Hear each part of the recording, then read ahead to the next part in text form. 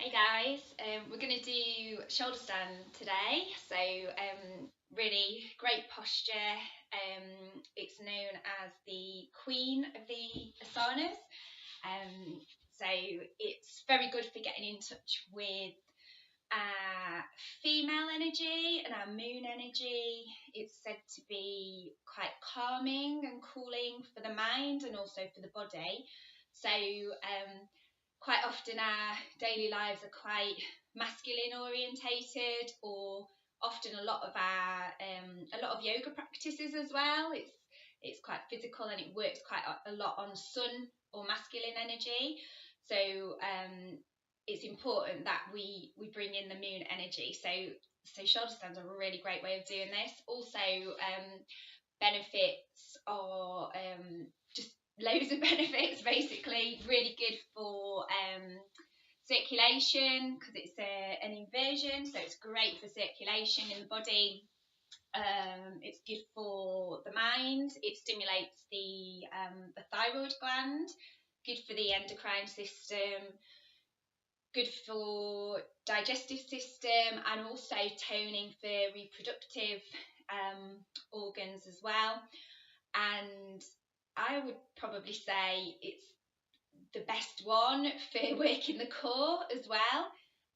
It's just great for toning the core. So yeah, if you're wanting to do that and work on that, don't worry about sit-ups. Just do loads of shoulder stand and really get it right and perfect it. So there are contraindications for shoulder stand, and I would say if you're suffering from neck issues, shoulder issues, or back issues, either, obviously depending on what it is, you could give it a go and see how you feel and modify it if you need to. If you have got quite severe problems, then it's probably one that you need to just work your way up to, doing sort of other forms of yoga really, or other whatever physical therapy to get your body in a fit state for doing it, because it is quite strong. Also blood pressure, so it affects high and low blood pressure. So again, really just listen to your body, because it is good for the body and it is good for blood pressure. But if you have got really high or possibly really low, it could make you it could not be good. And low blood pressure, it can make you feel sort of lightheaded and things as well. So again, listen to your body regarding that. The other thing is, if you're on your period, ladies, basically I'd recommend, if you're on your period, not to do yoga for the first couple of days at all, because it's a lot on your body anyway. If you're towards the end of your period, possibly inversions are okay and yoga's okay, but obviously whilst you're heavy, then not supposed to do it. So right, I'm going to start off, I've come near a wall, so I'm going to show you it up against a wall to start off with. So this is a good way of, if you haven't got the strength around the core, because it's quite strong for the core, it's a good way of doing it. So I'll show you this to start off, and then we'll build up to the full thing. So yeah, this is the best position I could get in my room. So hopefully you can see it all right. So I'm bringing my mat right up to the wall, and I'm wanting to bring my bum up to the wall as well. I put some blankets down.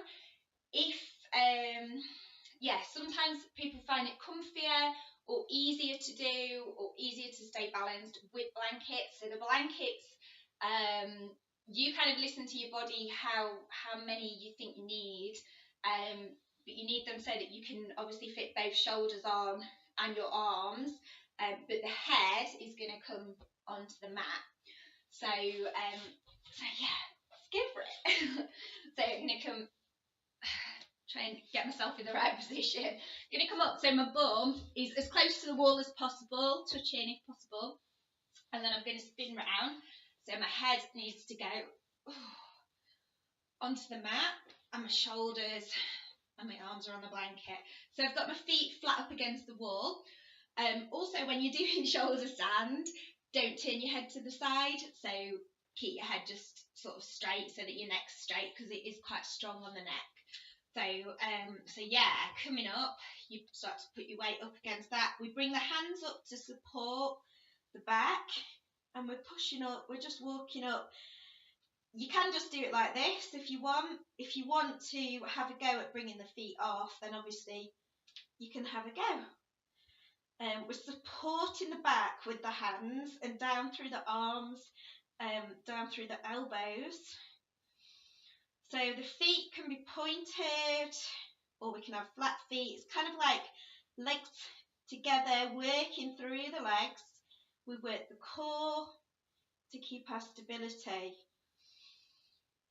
So to come out, obviously if you manage to bring your feet away, to come out is just kind of going back towards the wall. So keep your back supported with your hands, back towards the wall, hands coming down onto the ground, and then walking the feet down, bringing the body down. So it's really using the abs and using the core so that you're nice and controlled when you're coming down. And then just coming up so you can turn yourself to one side and push up. So obviously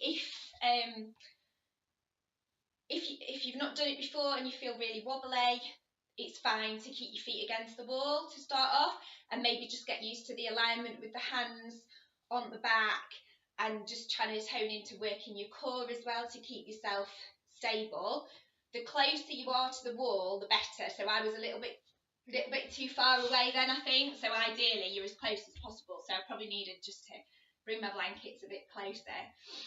So I'm going to show you it without a wall now. So and I'm not going to use the blankets either. So another way of doing it is without the wall. So probably recommend that you go up, if you've not done it before, that you go up starting up with bent knees to go up.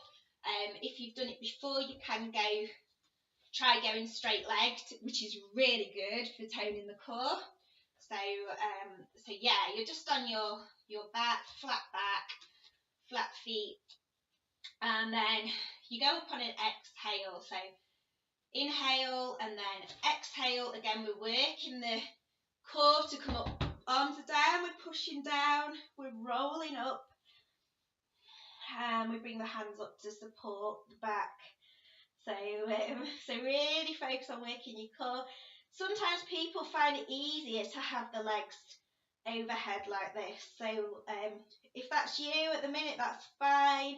Just focus on trying to work the abs. Also, we can bring in the Mula Bandha. So the Mula Bandha is sort of like a pelvic floor lock.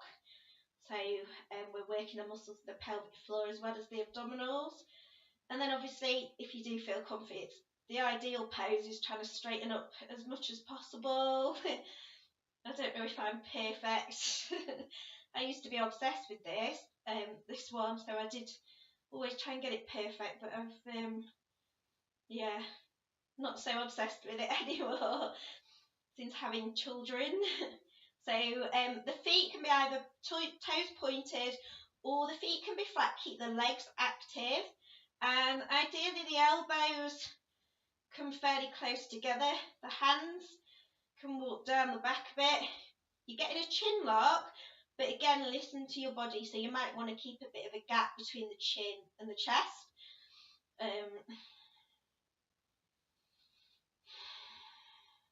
Just holding it, breathing into it.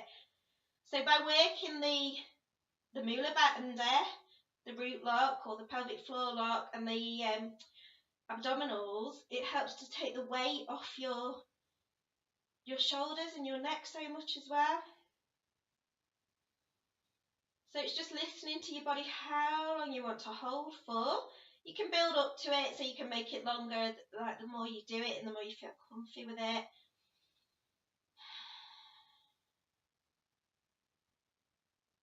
When you're ready to come down, you might want to bring the legs a bit overhead to come down, and again you might want to bend the knees to come down. So and then bring the arms onto the floor, and then it's using your tummy muscles to roll out, so nice and controlled. And then you can take the legs out straight. You might want to just link the hands and bring the hands behind the head, just to open up the shoulders, the chest and the front of the shoulders. Or really good counter pose to shoulder stand is fish. So I normally do fish after, but I'll go through fish on a different video. So yeah, so that's the basic shoulder stand. So hopefully you like that. You might want to bring your knees in. Obviously going up straight legged, I can show you straight legged. It's the same thing, so it's just like hands down, like that.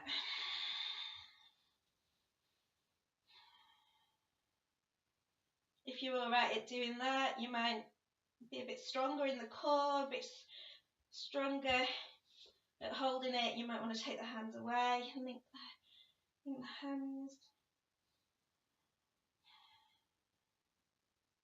And then obviously to come out, just supporting, and then straight legs coming out. Okay, so I'll come up. So yeah, hopefully you enjoyed that, and I'll post some more sort of similar ones, such as the fish and also the plough, which is a really good one to do at the same time as the shoulder stand, so I'll post those on another video. Okay, see you soon.